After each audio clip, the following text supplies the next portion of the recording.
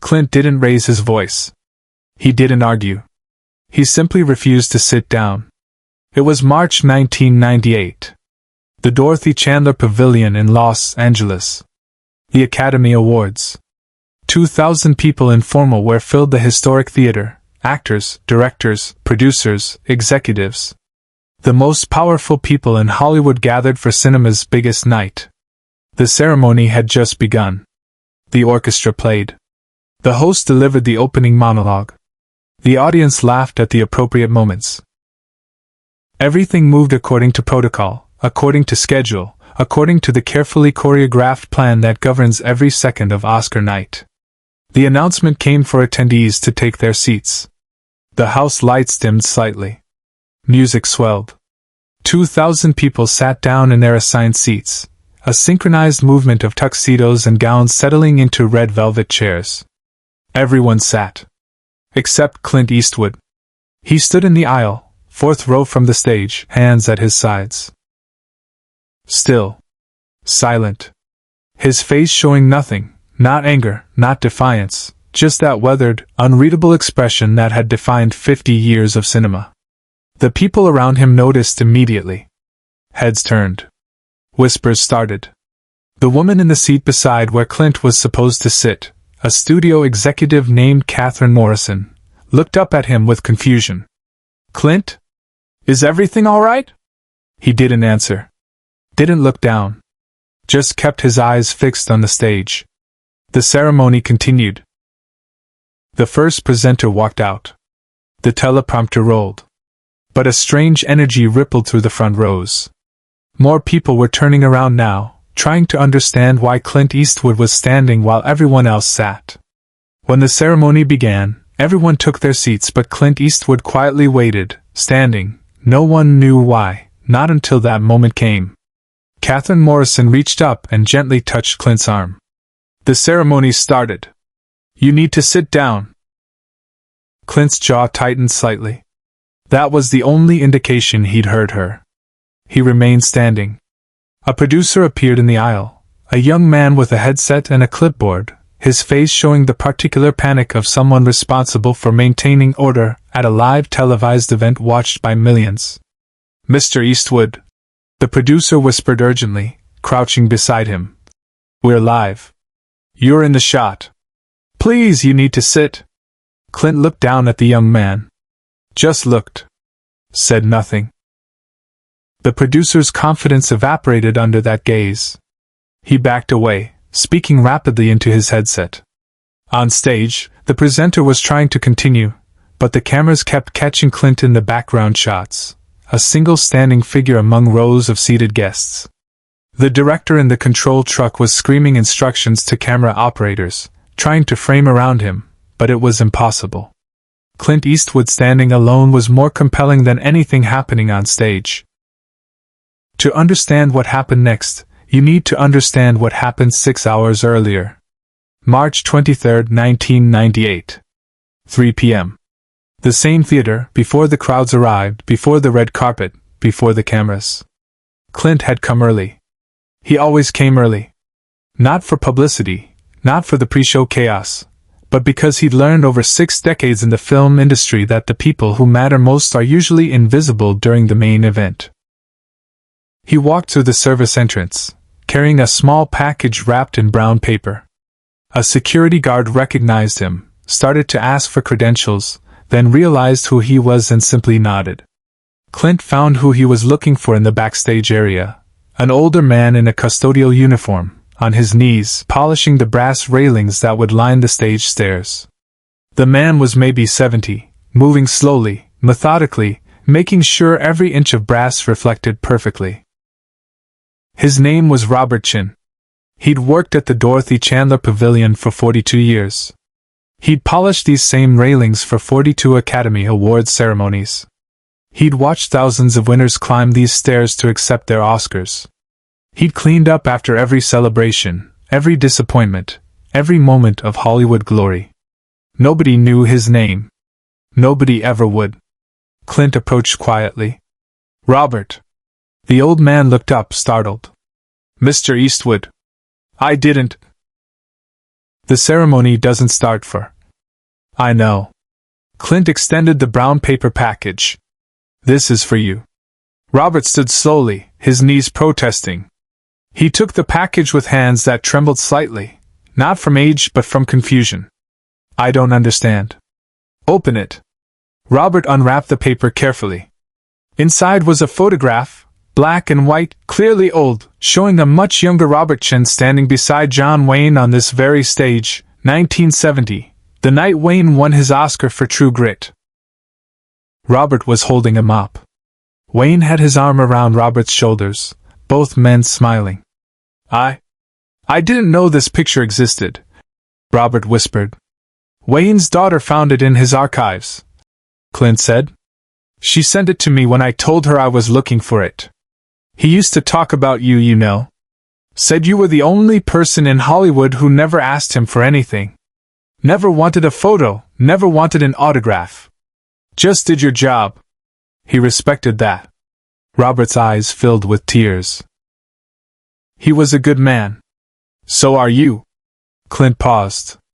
How much longer until you retire? Tonight's my last ceremony. 42 years. My daughter wants me to move to Seattle, live with her family. Says I've worked long enough. Clint nodded slowly. You should be on that stage tonight. Mr. Eastwood, I'm a janitor. I don't. You've served this theater and this industry for 4 decades. You've made every ceremony possible. The winners walk upstairs you polished. They accept awards on a stage you prepared. You matter as much as anyone who'll sit in those seats tonight. Robert shook his head. It's kind, but there's no way. The ceremony's planned down to the second. Every seat assigned. I'll watch from backstage like always. Clint looked at him for a long moment. Enjoy your retirement, Robert. They shook hands. Clint walked back through the service entrance. 4 hours later, when the guests began arriving, Clint discovered his assigned seat. 4th row aisle seat. Next to Catherine Morrison, a studio executive he never met. He also discovered something else. The Academy had not given Robert Chen a seat. Had not acknowledged his 42 years. Had not even mentioned his retirement. Robert would spend his final Oscar night exactly like he'd spent the previous 41, invisible, backstage, cleaning up after other people's glory. Clint made a decision. Subscribe and leave a comment. Because the most important part of this story is still unfolding. The ceremony was 12 minutes in when the backstage manager finally approached Clint where he stood in the aisle. This manager was older, more experienced, less easily intimidated than the young producer. Clint, he said quietly, you're causing a disruption. I need you to sit or step outside. Clint turned his head slightly. Is Robert Chen backstage? The manager blinked. Who? Robert Chen. Works custodial. Tonight's his last night after 42 years. I don't know the custodial staff by name. What does this have to? Bring him out here. Excuse me? Bring Robert Chen to this aisle. Give him this seat. Clint's voice was perfectly calm, perfectly quiet. I'll stand in the back.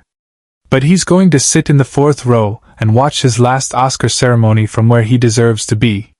The manager stared. Clint, that's your assigned seat. We can't just. Then I'll stand here for the next 3 hours. You can't stand in the aisle during the ceremony. I can. I am. The manager's face reddened. You're being unreasonable. This is the Academy Awards. There are protocols. There's a man who's polished these stairs for 42 years. Clint interrupted, his voice still quiet but carrying an edge now. And your protocols didn't include giving him a seat on his last night. So either you bring him out here, or I stay standing, and every camera in this building keeps catching me in the shot, and eventually someone's going to ask why. Your choice.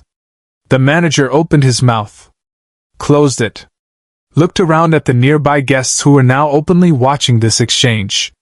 Realized that Clint Eastwood standing in the aisle was becoming a bigger story than anything happening on stage. Give me 2 minutes. the manager said finally, and hurried toward backstage. Clint remained standing. Catherine Morrison, the studio executive, stood up beside him. Clint, what's happening? Who's Robert Chen? Someone who matters. But your seat isn't mine. Never was. 90 seconds later, the backstage manager returned. With him, looking confused and terrified, was Robert Chen. The old man had changed from his custodial uniform into a simple dark suit, clearly his best clothes, probably kept in his locker for some occasion he never imagined would come. Robert saw Clint standing in the aisle and stopped. Mr. Eastwood, they said you wanted to see me. Did I do something wrong? Clint gestured to the empty seat.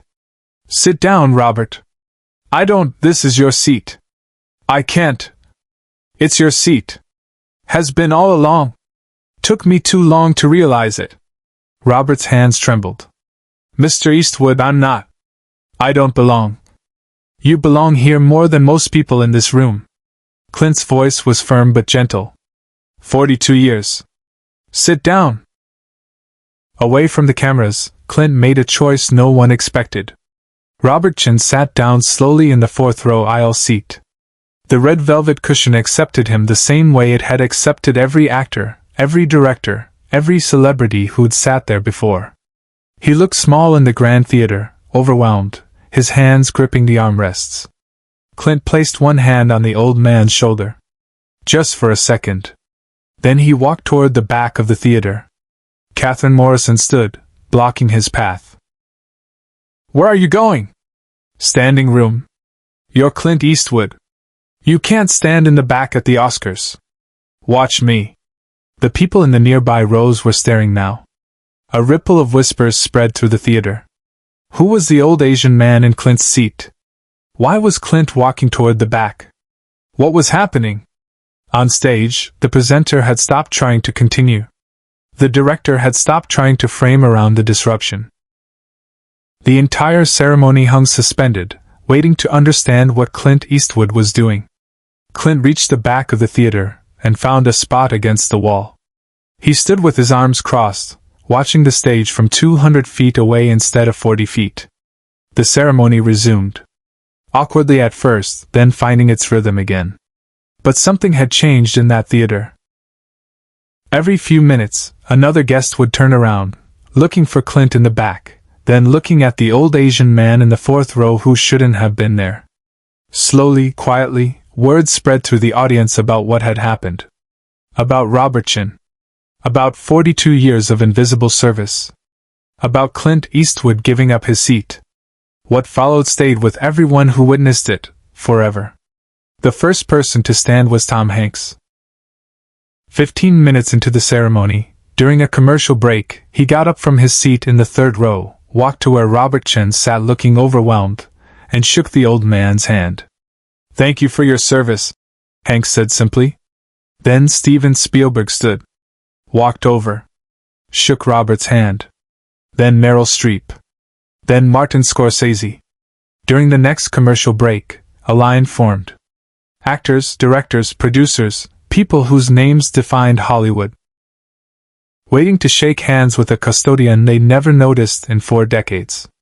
Robert Chen sat in that fourth-row seat with tears streaming down his face while legends thanked him for polishing stairs, for mopping floors, for doing work they'd never seen but had always depended on. Clint stayed in the back. Watching. Silent.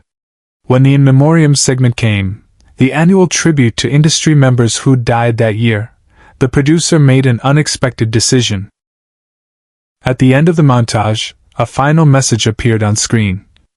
In honor of Robert Chen. 42 years of service. Tonight we see you. The theater erupted. 2,000 people rose to their feet. Not for a winner. Not for a star. For a custodian. Robert Chen stood slowly, overwhelmed, as the ovation thundered around him. He turned toward the back of the theater, toward Clint, and mouthed 2 words. Thank you? Clint nodded once. That was all. Share and subscribe. Some stories deserve to be remembered. After the ceremony, Clint never sat in the fourth row again at any awards show. He always chose standing room or seats in the back. When asked why, he never explained. Robert Chen's photograph with John Wayne was later displayed in the pavilion's permanent collection. Beside it, a plaque. For those who make the stage possible. Clint Eastwood didn't give a speech that night. Didn't need to.